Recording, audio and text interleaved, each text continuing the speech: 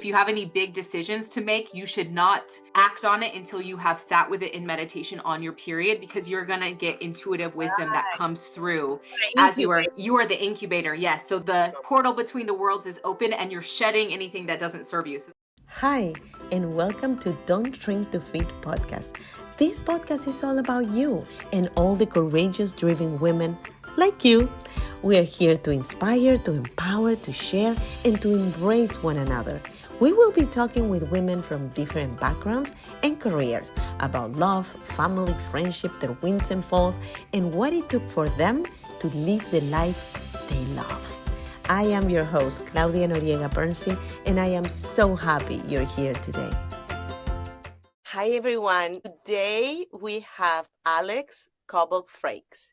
And today we're going to talk about something that is super interesting to me, and I know is super interesting for a lot of women. And it's also a little bit of a taboo in some places. Our cycles and how our cycles kind of manage to an extent our everyday. And we don't know this, we're not aware of it. And learning about it can be a huge shift in the way we see our life, the way we wake up in the morning, the way we plan our schedule. So welcome, Alyx. I'm so thrilled that you're here. Thank you so much for having me. We were having so much fun offline. This is going to be such a fun podcast episode. So thanks for inviting me. I'm so excited to be with you. Me too. And you guys don't know this, but we were already chatting. We had to start recording because Alyx has been in Peru in the Peace Corps for a couple of years. So she's super familiar with my country and we were sharing different things. So I feel that I already know her.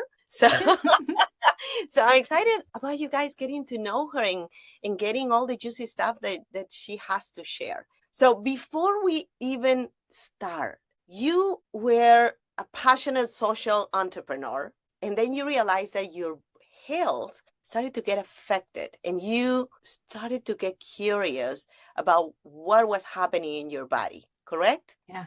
So I'd come back from the Peace Corps and it was in 2015 and I had an injury that I finally figured out what was going on. I had 2 herniated discs in my back and I was like, oh, all of this pain makes a lot of sense. And I started going through a health program to really focus on my health. And at the same time, my grandma was diagnosed with cancer in 2015 and started to kind of see all of these, like I'm from the Midwest, we have really high rates of cancer where I'm from because of the way we're putting chemicals on the land, the farming practices that are going on. And I had just come off of 2 years in Peru, whereas everything criollo, right? Like ají de gallina, like not de pollo, all of these like it's fresh. You pick it up in your garden. Everything's fresh. You're like at the market. There wasn't a supermarket in my town, but we didn't need it because there were fresh fruits and vegetable stands every single day, all year round, like healthy, fresh, right from the earth. And you go to the mercado and you want a juice and they do it right there on the spot. Right there.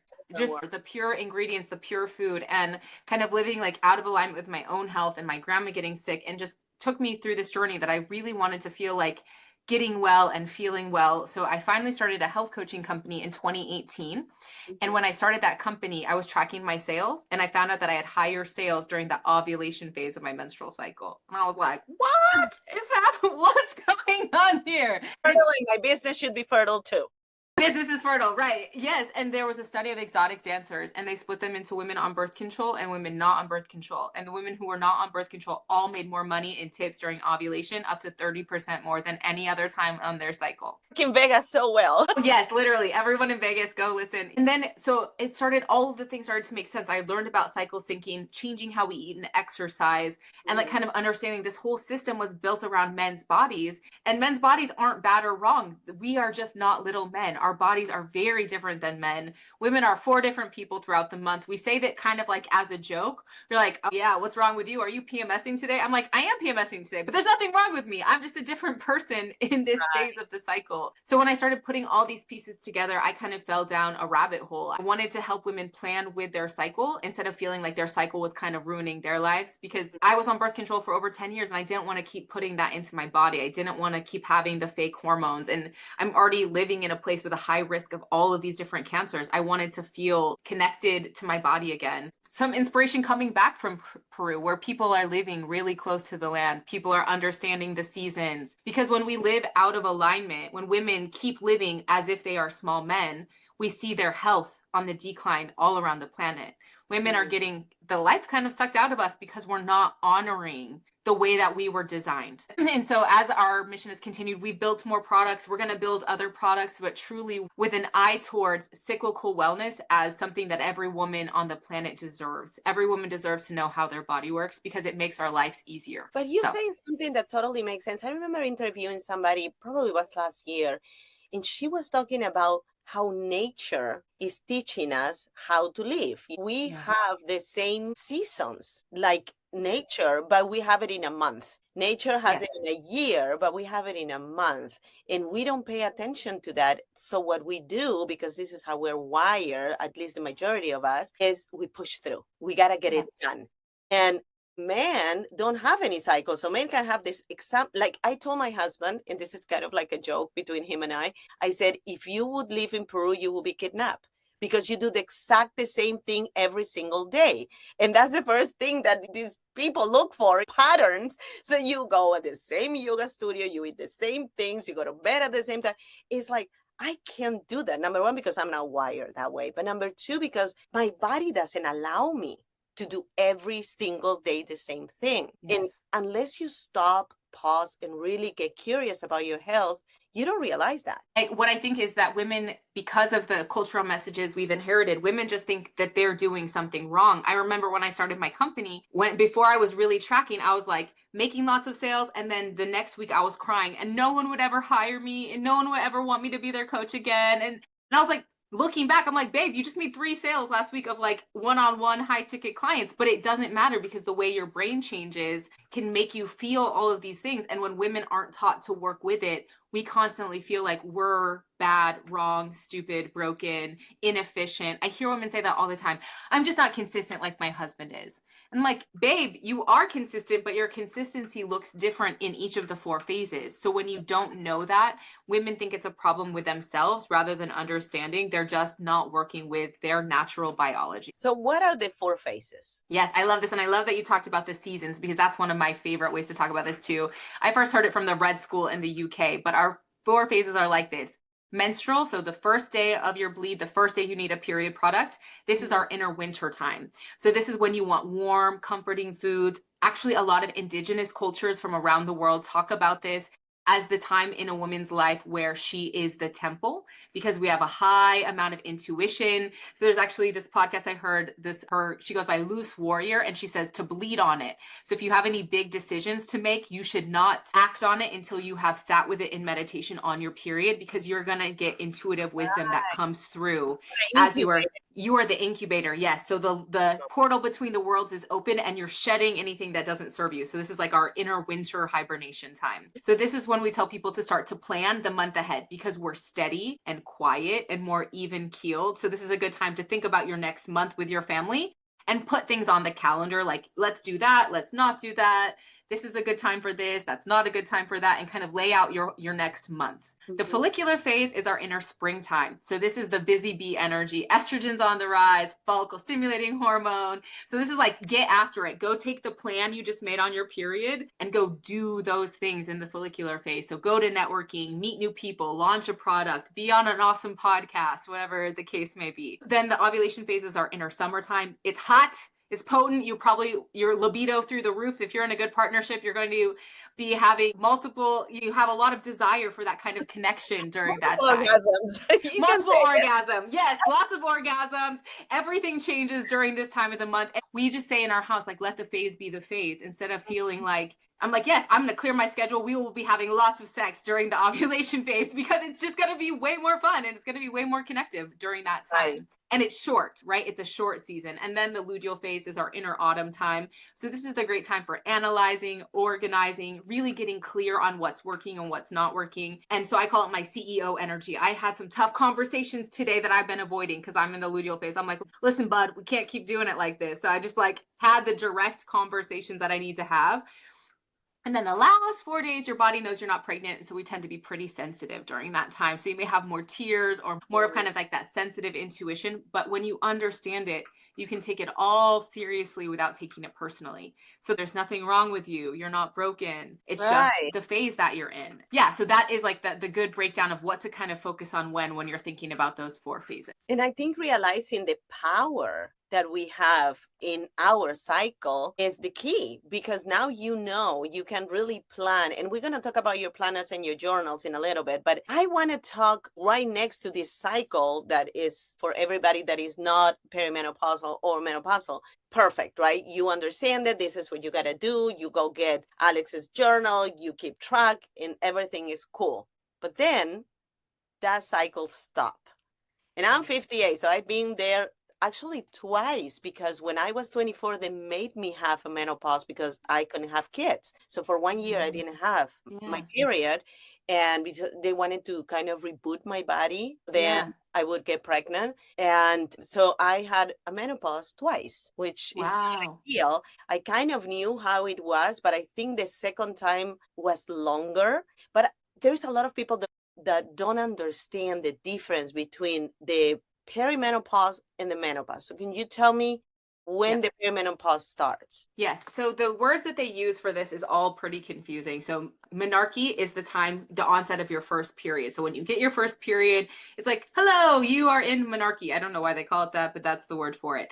Then from the time after your cycle starts through perimenopause, you are at what they call pre-menopause, which I don't know why all the names sound the same. This is why people get confused at the doctor. But pre-menopause is your normal cycling life. So when you're fertile, when you're having babies, and when you have hit a cycle that's fairly consistent, you should find a pattern that your body stays around the same thing. It's different for everybody. It's not true that it's always 28 days, but your body will kind of land ideally at a typical rate. And then what they're finding is now in about the mid-30s, we experience perimenopause. So this is like puberty in reverse, or cougar puberty, as they're calling it. Some people have started calling it now, right? Instead of getting more periods and having more consistency, our periods get farther apart and they become less consistent. And it's just kind of like the factory is winding itself down. And then we go through a period of time when we have not had a menstrual period for an entire year. Then you have one day and you're like in menopause, like this is your menopausal day. I haven't had a period for an entire calendar year.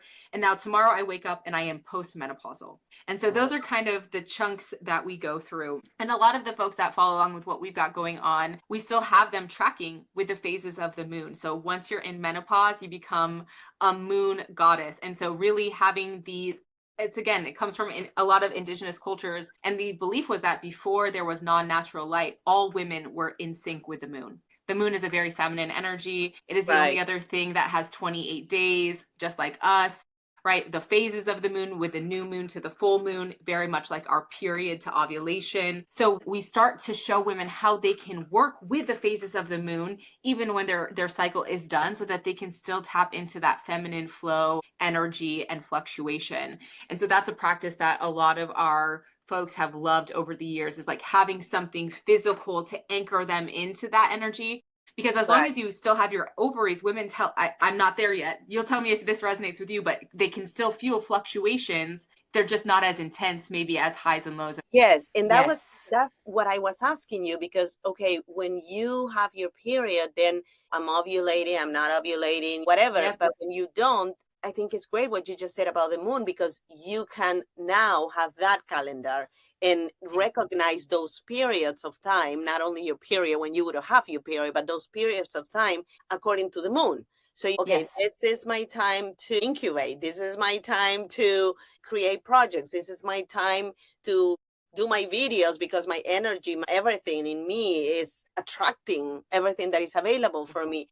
And when I listened to one of the interviews that you did and you were talking about the cycles, I was thinking, yeah, but I don't have any cycle. How do I know when my good period per se is starting and when it's finishing? So I think it's super amazing and clever that you have those calendars so people can really look, okay, I have a full moon today, so this is what I should be doing. Yes, absolutely. And it's so interesting because I met a lady who was 80 years old on a plane, and she's like, I could still tell you every month when my period would start because I can still feel the fluctuations in my mood and energy.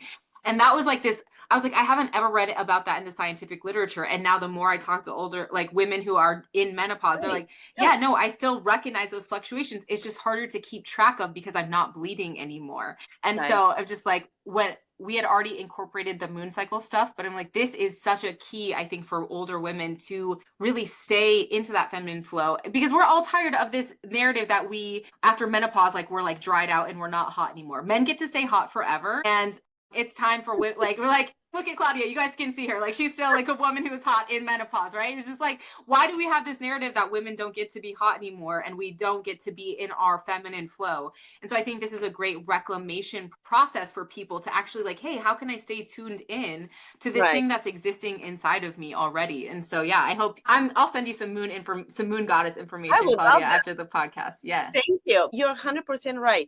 And I was having this conversation with my husband yesterday because we were having a conversation with a group or whatever. And one of the ladies asked me, how old do you think she is? And I was saying to my husband, based on me or based on her? I didn't say that out loud, but not everybody nowadays looks their age.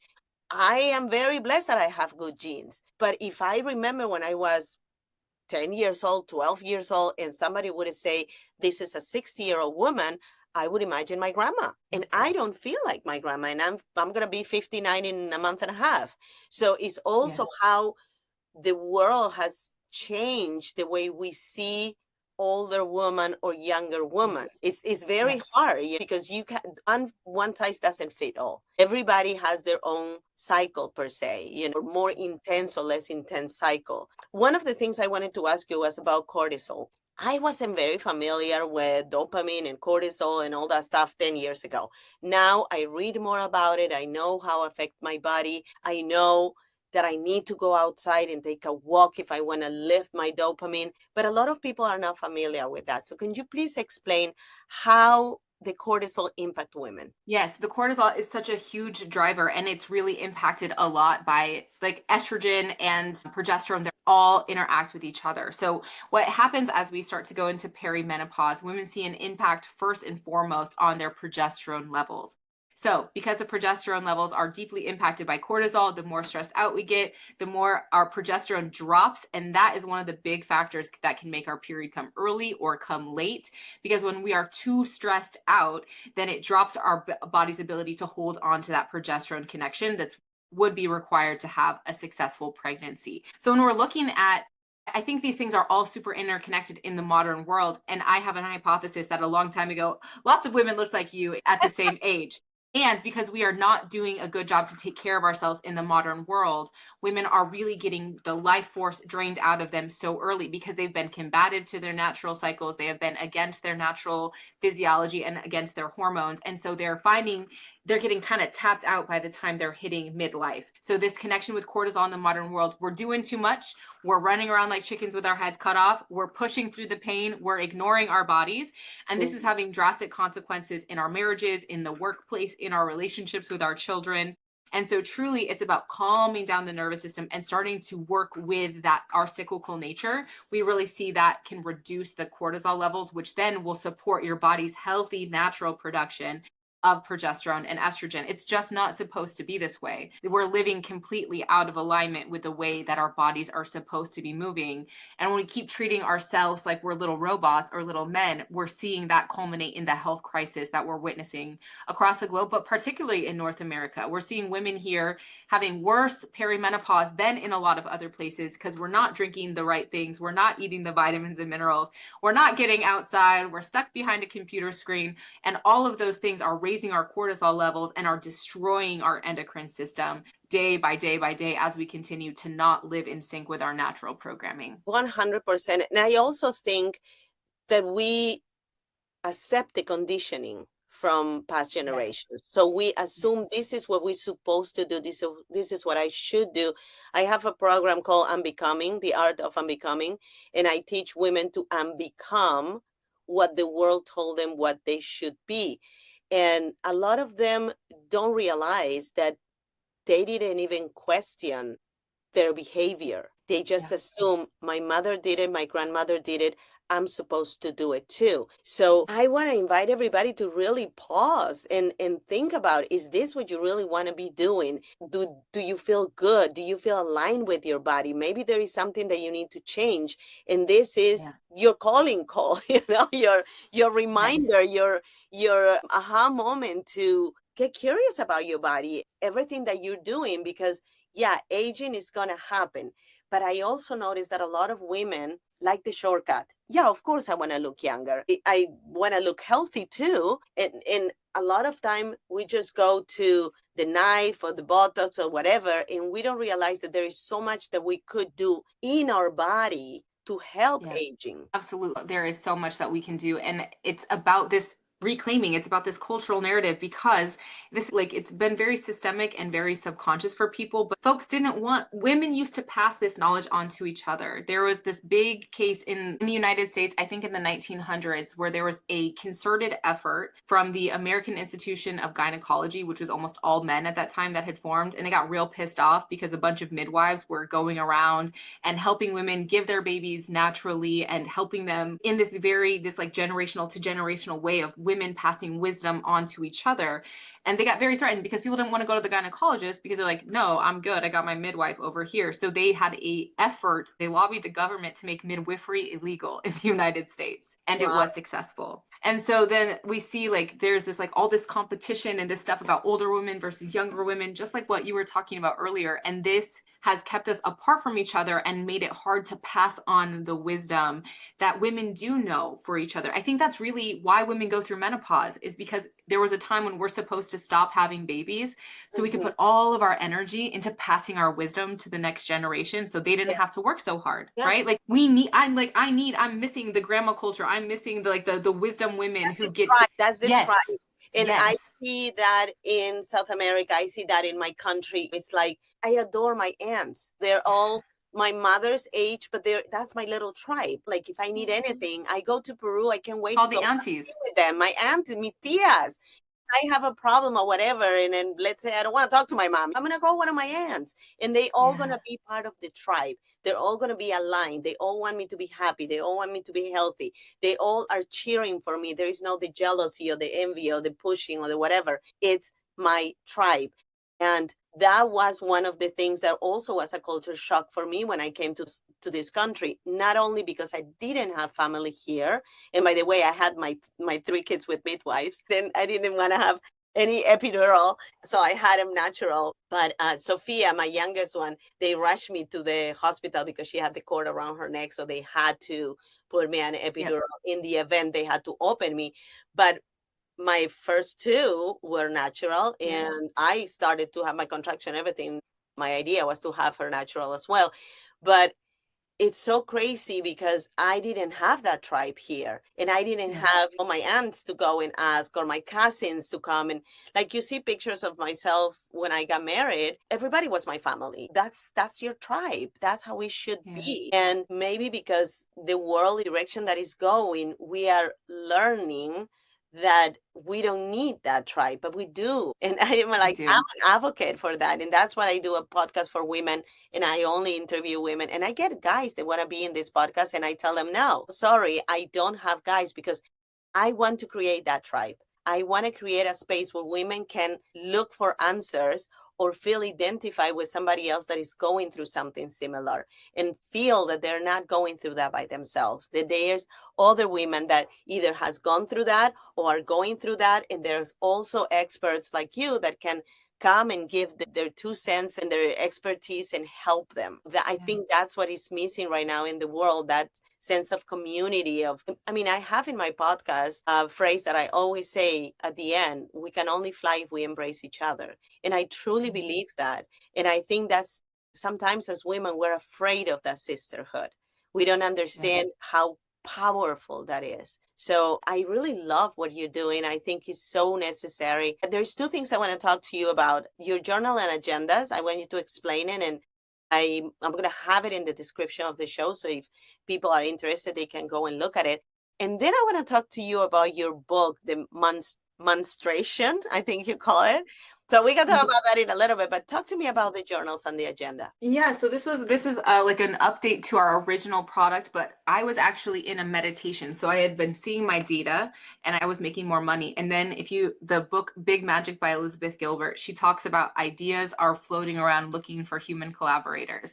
So I was in a meditation and I felt this idea come into my head like a butterfly wings, like swooping into me. And I thought the idea was to go buy a planner for my period. And I was like, oh my God, this is amazing. I can't wait to go buy it. I get out of my meditation. I'm so jacked up. And I'm like on Amazon. I'm like, period planner. Nothing. Literally no results. Like I went to like Amazon, Google, like barnesandnoble.com, and I could not find it anywhere on the market. And I was like, maybe this is because this is too weird and no one wants to buy it. And that's why I can't find a book, because the idea that I had was like time blocking that became very popular in like the 2000s, like the 4-hour work week, block all your life into 4 hours. And then like, that whole tech bro thing. So I was like, oh, let me just like figure out how to plan with the 4 phases. Then I can go back to business as usual.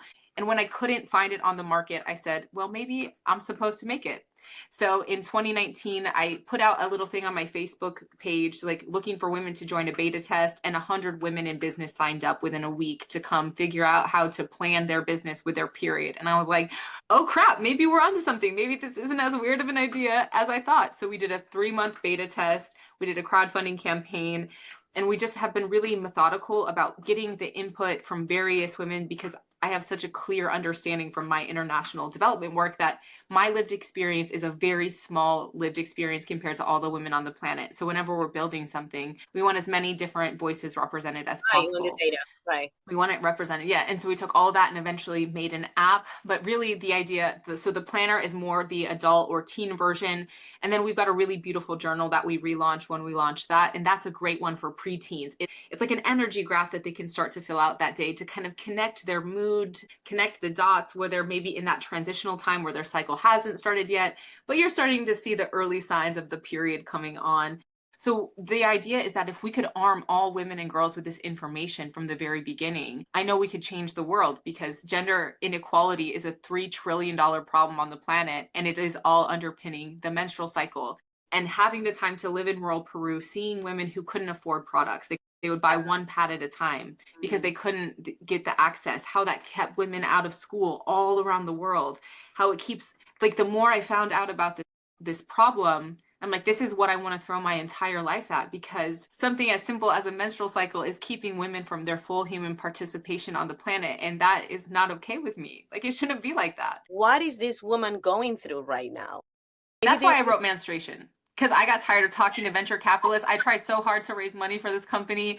And like the amount of work I had to do to get a paid check, which sounds like a lot, but it's not when you're building in the tech world. I'm like, the amount of hoops to try to get men to understand what is going on here. So my fury and frustration is what I used to write Menstruation. Because like the full title is like how not to be stupid when someone around you has their period. Because I'm like, guys, it's not that complicated. It's really not that complicated. I mean, I had 3 daughters. My husband had 3 daughters. So imagine my house for a minute. Everybody had their period at the same time. His oldest daughter didn't live with us, but still, there was a lot of estrogen here. And this guy was like detached. She got her period. I'm going to stay away from her. That's as much as he went when they were going through that. But it was always one started 2 days later, the other one started 2 days later. So we have half of the month with pads and tampons in the house. It was ridiculous. And the mood swings. And she touched my sweater. And why did you borrow it? And now I don't want to talk to you. It's like, oh my goodness. And a lot of men don't understand. So what they do is they label. She's in her period, like you said earlier. Or, you know what, don't talk to her today because she's too sensitive. And they start labeling us. And I remember when my kids were living here and they were a teenager, I would know when my daughter was going to have her period, not only because she was bloated or all the other symptoms, but the way she would speak. At the beginning, super sensitive, especially my youngest one. She will cry for anything. You will look at her and then she'll go, I'm having my period. And oh, okay, honey, it's okay. It's okay. Yeah. Like, or she would say, for example, I really got upset about this person in school or whatever, but it might be because I'm getting my period. So she would justify, right? And I was like, no, yes, you are more sensitive because you're having your period, but don't disregard your experience. If somebody was rude to you, maybe you're more affected because you're having your period, but that doesn't excuse that person from being rude. Yes. So no. Yeah, we talk about that all the time because a big topic I'm writing about right now and have done like some media around is menodivorce. So there's this big flashy stat, and it's fun to talk about. 70% of divorce initiated by women, which women initiate most divorces, is happening during perimenopause. And that very same argument comes out from men all the time. Well, they're just crazy and they're like lacking clarity. And I'm like, no, babe, they're hormones. So like the first half of our cycle, because our body wants to get pregnant, we have a pro-social orientation. So like we want to say yes to people. The second half, in the luteal phase, we have a pro-self orientation. So we turn into ourselves to protect a potential pregnancy. So it's not because we're crazy, it's because we're really clear on what's working and what's not working. So when we go through menopause, we spend more time turned inwards to ourselves. And if the man we've been with for 10, 20 years isn't holding up his end of the bargain, we get clear. We don't get crazy. This is, you have been disrespectful. It's not working anymore. And so I think when women can really start to own that and understand that, that changes our positioning. And I'm no longer interested in arguing with men that call us crazy. I'm like, no, we have clarity during this hormonal shift that we have going on. That's the book I'm bringing to market next. Is called The Hormonal Mismatch. So like really showing men and women that these are two different distinctive hormonal patterns. And when we understand the other person's pattern, we can actually finally live in harmony with each other in a way that we can't when we keep pretending that the menstrual cycle isn't happening. So yeah, lots more work to do with men in the future. We definitely need men as a part of the solution. Definitely have to educate them. I remember when I started to have my hot flashes, my husband said to me, how long this is gonna last? I started laughing. How long is this hot flashing thing is gonna last? And I'm like, do you have a chair? Because you're gonna get tired standing up. Like, are you kidding me? Probably 10 years. I mean, I don't know. Everybody's different. Some people have it for 3, some people have it for 5. Some people, I mean, I know somebody who has less hot flashes now, and she is closer to 70, but she has been having hot flashes since she was 50. So for 20 years, she's been having hot flashes, and she's in hormones and everything else. She doesn't have it every day, but once in a while, she's in the middle of some place and she's talking and suddenly she pulled a fan out of her bag. It's so funny to me. I went to have coffee the other day with a friend of mine. She pulled her fan and I pulled mine, and we started laughing without saying anything because we know it's coming. You feel it is coming. I mean, I'm 58, so how long I have this?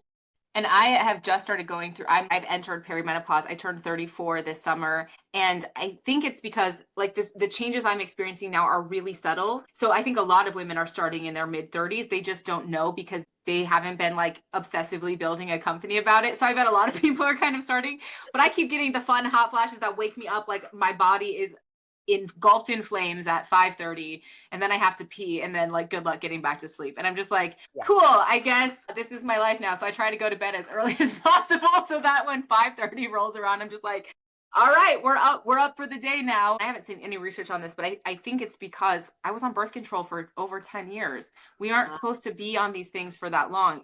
Birth control tricks your body into thinking you're pregnant. So my body thought I was pregnant for 10 solid years. Wow. Before I had ever had children. Right. And so think about that. Think of even like the women in Peru who had 10, 12 kids. Then they everything starts to collapse because your body's like, I've done all I can do. And so my body was thinking that even before I ever had children. It's like, well, we've been using this system long enough. So I think we're going to see earlier and earlier perimenopause is one of the things I want to keep an eye on because of all of these hormonal treatments and things that we've been ingesting in our body because we thought we had to do it that way. But I love that now people are starting to ask questions. It's like, and not only what's happening in our bodies as far as menopause and stuff like that. I think ADD, OCD, neurodivergent, everything. People are starting to get curious as adults. Our parents never tested us when we were younger. I learned that I was ADD when I was in my 40s. Was like, that makes a lot of sense. I learned when I was 33. Yeah, because right after I had my twin pregnancy, the wheel started to fall off the bus. I was like, what the hell is happening? And I'm like, what did I came here for? Okay, wait a minute. And then I have something cooking. then an email halfway. And I was like, okay, wait a minute. So I'm the sticky note queen because I leave sticky notes everywhere to help myself because I know that reminds me. Or even when I put in my calendar, it's not just appointments, it's a to-do list because the task in my phone, it doesn't work. I'm a paper person. So I have my notes to do and I can scratch it and okay, I did it. And my husband always said to me, I'm so proud of you because you finished your to-do list. And I'm looking at him like, do you know what it took for me to finish this? Hard. Because I was interrupted like 70 times during the day because my brain interrupt me.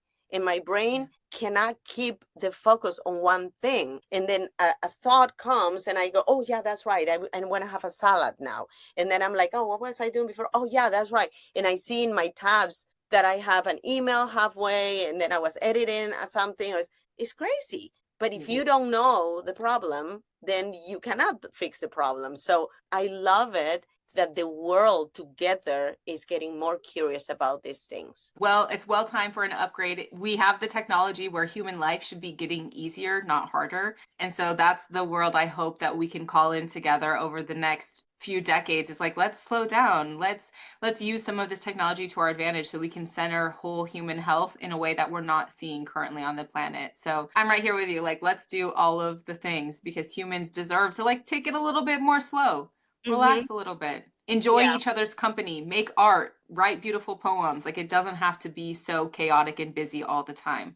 It's not doing the thing that we thought it would do. It's just making us sick. Yeah. And imagine all the things that women are achieving in the world if they are in touch with their body and their cycles. Oh my goodness. Unstoppable. Brace yourself because we have the capability. And for years, we were taught that our roles were A, B, and C, and don't ask for more because that's what you're supposed to be doing. But now more and more you see women that are getting curious, that are looking for other things, that are understanding their body, that are helping themselves. So, I mean, I can't wait. I'm excited about it. I mean, my high, like my husband said, is empowering women. So all this that you are talking about right now is more data for me, is so powerful because now I know what works for me, what doesn't work for me. And you're absolutely right. Sometimes we are like in a funk because we didn't get 3 or 4 clients more and what's going on and I didn't sell this and da. Instead of just pausing and say, okay, we are in our fall. So we are just gonna calm down and we're gonna wait for the spring and that's where we're gonna do what we need to do and everything is gonna be attracted to us. Yep.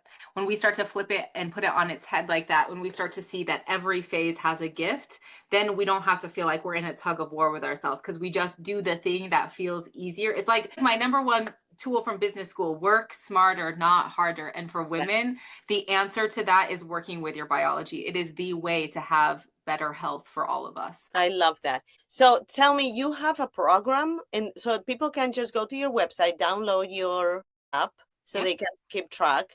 Then I saw that you have a bunch of blogs there too, which I love. We got a ton of education. We've made everything. We made 4 phases, 4 different perfumes that are blended with each of the phases of their cycle. So there's like a ton of cool stuff on our shop page.